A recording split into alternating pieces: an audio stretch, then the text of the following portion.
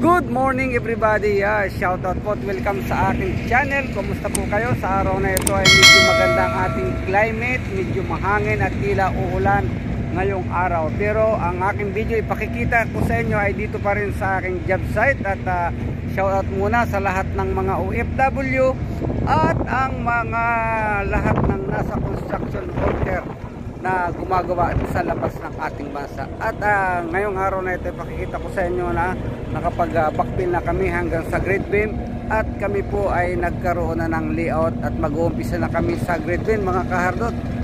Dito guys, puntahan natin ang aking video sa araw na ito.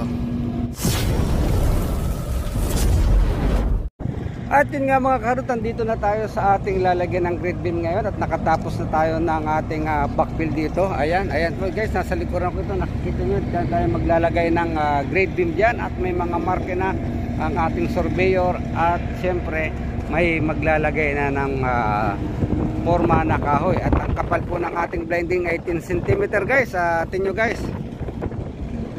At ito ang ating layout ng blinding guys, ginamitan natin yan ng spray paint at ang ating pong blinding ay 40 cm lamang dahil ang ating grade beam ay 20 cm ang kapal at 60 cm ang taas. Ayan guys, kung makikita nyo ang ating lupa ay may mga layout na. Ito pong area na ito ay natapos na nating ipakumpak at natis na po ito, pasado na ang final density test ito. Ayan guys, at ang ating surveyor. Ayan, how are you Basim? Okay, very good. Yes, okay. Good morning to. Kita nyo guys, sa ganda ng ating ng surface. Ayan, kitang-kita nyo at pantay, hindi walang kahirap-hirap ang maglalagay ng layout. At siyempre, ang thickness po natin ay makukuha natin dahil ito ay naka-level sa isang elevation lamang. Ayan guys, at tingnan nyo, every 2 meters meron tayong istaka na ilalagay. At dito nga, ganito lang guys ang paglalagay ng butterboard or sang shuttering natin dito. Kahoy lang na 10 by 10 pero ginamitan natin ito ng 7 by 7 na 75 by 75 cm na wood lumber only. Good morning to our Siraj. And guys, ayan, at ganito ang pagpipix nila niyan, nilalagyan nila lagi ng stock.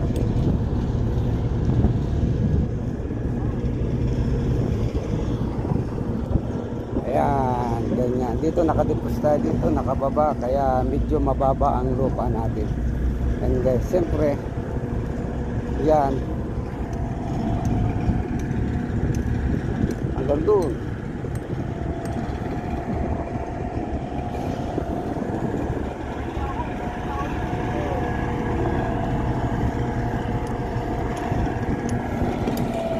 More moments later.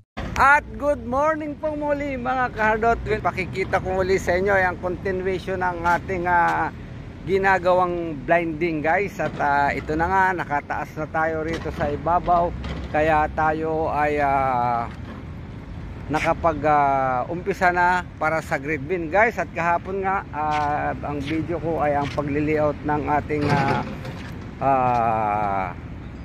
grade beam. At kami po ay naglagay na ng aming maliit na forma para sa thickness ng ating blending. Ito guys ang aming blendingan sa araw ng bukas. Ayan guys, tingnan ninyo. At ito nga, nakapaglagay na kami rito ng counting forma. Ayan guys, meron na rin siyang nilagyan din namin ng polyethylene sheet guys, at kailangan talagang may polyethylene sheet yan. Ayan guys, kung makikita nyo, ka-polyethylene sheet yan. At ang thickness po ng ating blinding dito ay 10 cm mga kahardot. Ayan guys, pumunta doon ang ating blindingan. Ayan, yan, may mga grid beam tayo dyan. At siyempre kailangan natin na mayroon tayong elevation para sa thickness ng ating blending. Ayan guys, yung mga kabilya na yan, kung makikita ninyo, yan ang kapal ng ating blending. 40 po ay ano lamang 20 by 60 ang height. And guys, at tingnan nyo hanggang doon sa kabilang dulo, dire-diretso po yan. Yan po ang ating grid. Dahil ito ay utility building, kaya ang grid beam nito ay parts by parts. Ayan guys, so tingnan ninyo. Yan ang utility building natin hanggang doon sa dulo doon. Yan guys, at ang ating mga surveyor ay parating na at maglalagay naman sila ng stick dito sa area na ito. Ayan. At bukas nga may testing tayo dito bukas. Sa araw ng bukas titistingan na yan. Kaya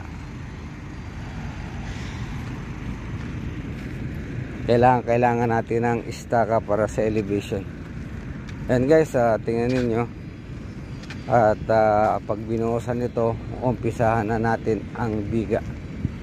Magbibim na tayo mga kahardot. Ganito yan.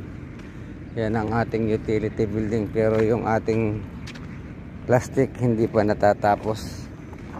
Dito pa lamang sila. Ayan, parts by parts. Yan po ang sistema ng grade beam.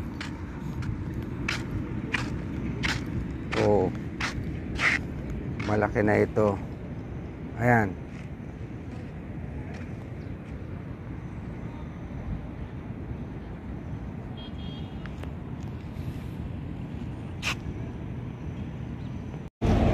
Ayan guys, at naglalagay kami ng polyethylene sheet para sa blinding. Ayan sila.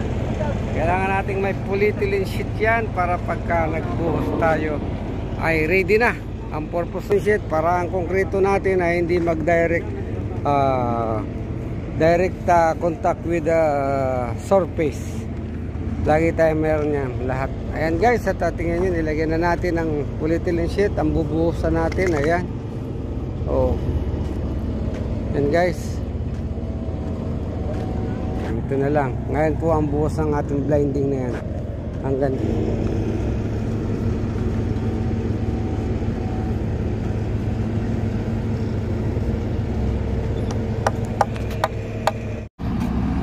and guys, at nagbubusa tayo ng ating blinding. Ayan, kita nyo naman.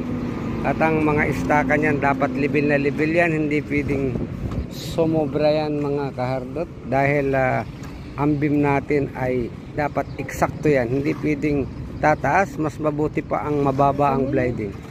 Mas mabuti pa ang mababa ang blinding kaysa tumaas. Ayan guys.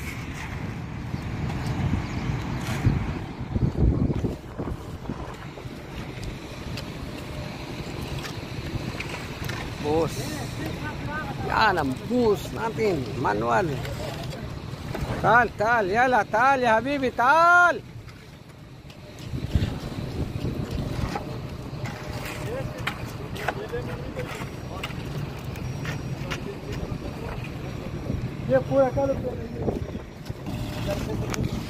At yan nga mga kaharot, nagbubusa tayo ng ating blinding. Ayan, tingnan nyo naman, mano-mano lang ito. Hindi natin ginamitan ng pump dahil ang pump ay magkakalat lamang kasi may pressure yan. Kaya ito ginamitan na lang namin ng shovel, ng bucket. Guys, yun lamang po at maraming salamat sa inyong panonood ng aking preparation para sa grade beam, ang blinding. Bye-bye!